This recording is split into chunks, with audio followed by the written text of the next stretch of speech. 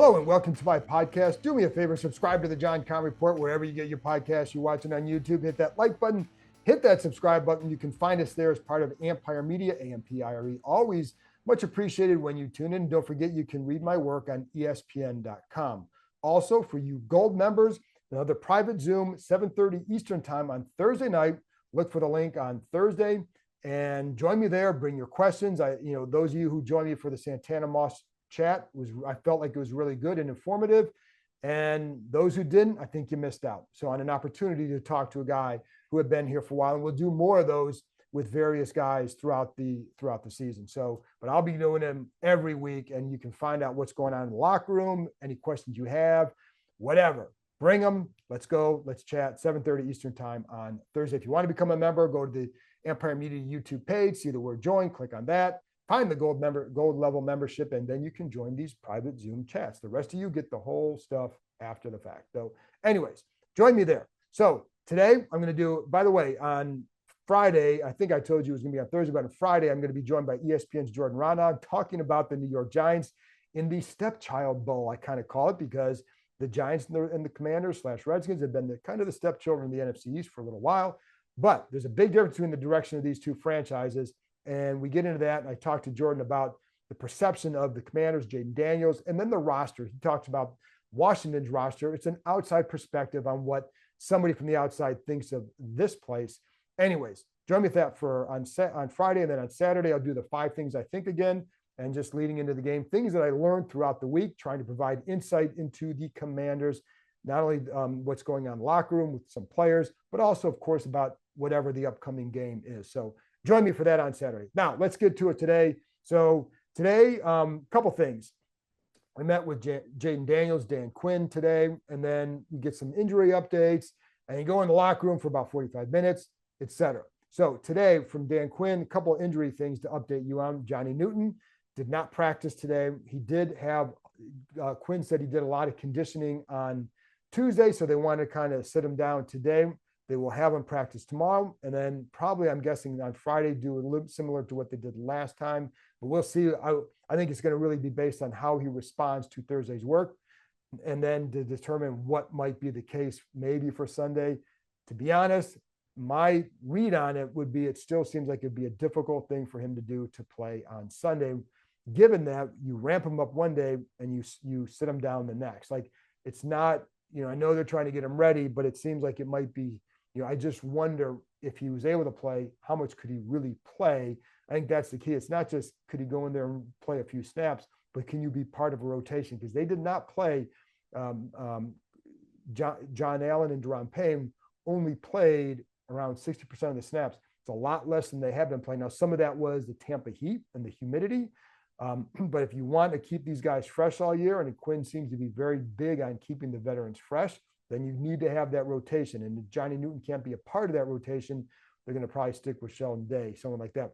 Day did not have the greatest debut. And and listen, it was not his fault that he didn't. My point is they could use a guy like Newton when he's healthy to go in there and play. Brandon Coleman, he's still, he played like 14 snaps. They're still building him up to become the eventual starter. Right now, I'd still say Cornelius Lucas was working with the first group in the drills. That's always a tip-off. So I think you could still maybe expect to see more of Cornelius at left tackle while incorporating Coleman. Coleman did a nice job. Like, the other thing is, one thing I like about Coleman, the dude blocks to the whistle and he plays to the finish. And you saw that in a couple of runs where he stays after his guy. Like, I think you're going to like him when he's in there and playing full time, whenever that is. And then the question will be, eventually, like, if Wiley doesn't improve at right tackle, do you then maybe put one of those two guys on the right side? That's a ways down the road. Wiley's got to play better before we get to that, but that is a discussion that if it doesn't improve there, I don't see how you don't have that. But those are the two big injuries. Oh, and Emmanuel Forbes had a splint on one of his thumbs. That was what he was in the X-ray machine for. I did ask Quinn today, was him coming out of the game Sunday, because he came out twice, was that injury related or performance related? And he really didn't answer that. He did say that they're sticking by him. You have no choice. And some people ask me, like, why not Mike Davis? Mike Davis did not have that kind of summer where you say, like, you got to get him in there. In fact, when he did go in even the preseason games, it's just okay at best. So the guy that they want to try and get, the guy who has a skill set, is Forbes. And so while you watched them all last year, they're still new, working with him and teaching him, trying to get him to play what they need him to play. So, they're going to be more patient with him. The problem for Forbes is the superpower is taking the ball away. And he's done picked one since he's been in the NFL.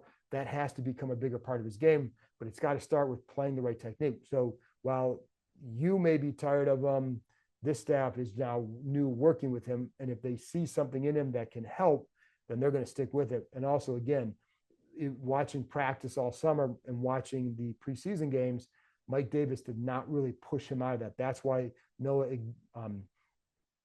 Igbenogany went in instead as the third corner. It was him and then Samerstill and then Benjamin St. Juste. It's not the biggest corner group. Like Samerstill is a smaller guy. Like he's really not much taller than I am. And so, he's a small guy. So that's why he's good in the slot. It's hard to put someone like that outside. I know Darrell Green had world-class speed as well, and just quickness as well. Different dude. Darrell wasn't just a small guy. He's a Hall of Fame corner. So just because Darrell did it doesn't mean that Samerstill can do it too, even though they say he can. My point is, I think he's going to be best inside still eventually. So anyways, they're sticking by Forbes. Noah Brown. So Quinn was asked about Noah Brown as well. Could this be a week that he gets up there? And part of the reason it sounds like that he wasn't active on Sunday was just because he just got here and learning the offense. And I was talking to Brown in the locker room after Quinn spoke, and he talked about, really it's about getting used to the terminology. That's what he's still doing. I don't think it's at a point where it's going to take that much longer for him to feel right. I think he feels like he's pretty close to being ready. And Quinn said it's trending in that direction. The question I would have is, would they keep 6 active? Well, this team last year would keep 6 active a decent number of times. So yes, you can keep 6 active. Now, we'll have to see how the rest of it plays out the roster. But if you wanted to keep 6 active, you could. And I say that because I think they'd all have a role. Like Crowder is going to be your punt returner. Zacchaeus playing from scrimmage. De'Ami Brown, they do like him. And I know he didn't do anything last week, but again, I never thought he had this great camp. I thought he had a good camp, right? And I do think he can still help them in some ways. In fact, there were, I think I pointed out the other day, a couple of routes that he was open on that I think with more experience, Jaden Daniels gets him the ball. So, but anyways, I do think that Brown, and like the other thing with De'Ami does play special teams too, and he's pretty good there. And he also can help you as a blocker. Noah Brown can do those as well. So I think, and McCaffrey's always going to be active, and obviously Terry. So each of those guys has a role. But I could see Brown being more incorporated because I do think they feel like he can offer them a little bit more than what some of the other guys can as a more consistent, perhaps explosive receiver. And it's funny because it's not like he's not a 4-2 guy or anything like that, but Brown kind of thinks a lot of that stems from his mindset, that like he's just the way he plays that leads to some of those explosive plays. So we'll see. I mean, he's got a little bit more size as well. That always helps. So we'll see when he's active, but I think it's getting close. And as far as Newton goes, I forgot to say that Quinn also felt like he was trending in the right direction with him. So we'll see. I think there's still some way to go. On Jaden Daniels, and some of it was what Quinn talked about. Obviously we know he ran 16 times, weren't all design runs. One of the things he talked about is remaining a passer. I talked about this the other day, keeping the ball alive. And I felt like that was an issue in 2012 when Robert started running, but he was tucking the ball 10 yards behind the line of scrimmage. Jaden wasn't doing it quite as much. I also wonder if some of that was, and how much of that was related to they're playing man. If you go, you've got the yard. So if you're going to run, you're going to go because you're exhausting your possibilities. But I think what they'd also like to see is maybe in the future, maybe keeping the play alive, stringing it, and see there are a couple times maybe he could have done that where you keep it alive. Maybe you force the defense to make a decision. Now you've got a chance for big play down here. And so look for that to see how he progresses in that area. But I think that's something that any young mobile quarterback will learn. I think like I said, the good thing for Daniels, when he doesn't get those big plays, he's still getting 10, 12, 13, 14 yards on the ground. So it helps the offense move the chains, as he said, move the chains. That's the goal, while you are still learning to be a consistent passer in the NFL. So, and then Zach Ertz talked today, and one of the things he said is that he felt like the offense was close. I asked him, well, why do you feel that? What did you see that felt that? He goes, listen, you make those 2 field goals, they would have scored on 5 of 8 possessions. That's pretty good. They would have had 26 points, 5 of 8 possessions. That's a pretty solid day. The 37 was the bigger problem, but the 26 would have been good for most teams in, a lot of years. So, that's not, who knows where it goes, but I think his point was it's not, they don't feel like this is far off. And you can credit Daniels for being able to create plays when other things aren't there, for helping that as well. And then Jamin Davis, his name came up as well. Now, I think if you watch the game, like there were a couple plays that he made that I really like. There's one where he shoots inside the tackle and makes the tackle. He had a couple of nice times with good penetration in there. He adds a different element at defensive end. He's got some quickness. He's obviously got that quickness to him. And there are going to be times you're going to play him off the ball. The other day, it was almost always, on hands in the dirt, and it made a difference. So I think, it'd be nice to see him get a little bit more. He's not there. He's not going to be a starting end, but he's shown that he can help him there. And the other thing, and talked about this in the summertime, one of the things I really, really respect about Davis is how he embraced this change, and also how he's embraced special teams, because he played hard on special teams as well. That stuff gets noticed by the coaches. Now, is that going to make him some all-star and justify the 19th pick? No, but it's going to make him a guy that, like, you appreciate what he's doing to help a team, and to, it can help himself if it hits, but it's also really like he could have fought that and said, well, I don't want to do that. Just trade me or release me, whatever. But he's embraced his role. That's a good thing for a guy like Davis. So, you may not care about that, but I think that's good for because not every pro is going to take that same approach. Trust me. And then the other thing one of the things that I found interesting that Nikki Javala asked Quinn about Austin Eckler. And one of the things on that 22-yard catch, and Dan Quinn talked about, some of the little veteran things that he can do. One of them was taking a hitch step on that play.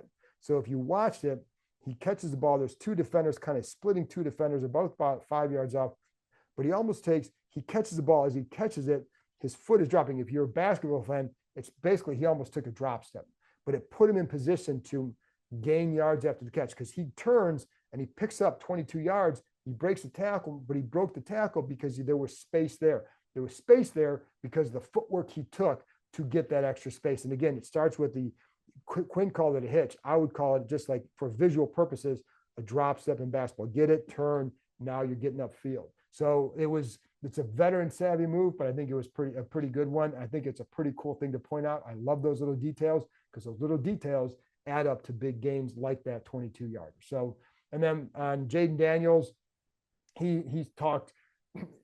One thing that Daniels is really good with the media, and it's not that he always says stuff. He doesn't, but I think he's very mature with his comments. He's not going to ever throw anybody on the bus. He's not going to say, well, if the line does their job and I do my job, he's not going to say that. And, even on the Luke McCaffrey, the failed throwback, like that play is there. There's a wall there. I forgot to mention this on the review the other day, but there's a wall there. Like if McCaffrey throws it, Daniels is going to run for a while. For whatever reason, he didn't throw. But the one thing that I appreciate with Daniels, like, because he was asked about it, he could have said, oh man, I don't know why I didn't throw it. He's just like, hey, I trust what he sees. I trust him. I trust what he sees for whatever, because he's a quarterback. Like sometimes it's easy to sit there and say, I can sit there and say, hey, this guy's open. Well, maybe you see something in the game that you don't realize until, right? You may see something that just doesn't feel right. So for whatever reason, but instead of saying like, oh yeah, you should have thrown that, I could have had 6. It was, I trust what he sees. Goes, hey, it's 2 rookies still learning. I really respect that kind of approach, because I think it's a good one, but it's why I think, if you go out there and start saying, pointing at fingers, then it doesn't go over in the locker room. Comments like that and taking responsibility, which is what he does, then I think that's obviously a really good thing. I appreciate that response. And the other thing you talked about on the big plays and having to remain patient, goes, hey, it's going to come, but you do have to remain patient. You can't force them. They will come. But you've got, I think even Sunday, I'm going to bet the Giants are going to do a lot of stuff to keep it in front of him, force him see how patient he can become. But the fact that he's aware of that, I think is a good thing. He's a guy that's used to making big plays. And, you do wonder, there are a lot of defenses out there that with those cover twos or split safety, whatever, that they're going to force you to be patient and drive. The best quarterbacks that I've seen are able to, hey, take the profit. Then they got to start coming up. If you're hurting them, now you can go. So anyways, I think he understands that, but it's so, there you go. That's my report for Wednesday. And I'll talk to you on Friday morning. I'll be back with ESPN's Jordan Rodon. I'll be back on Saturday with myself. I'll talk to you next time.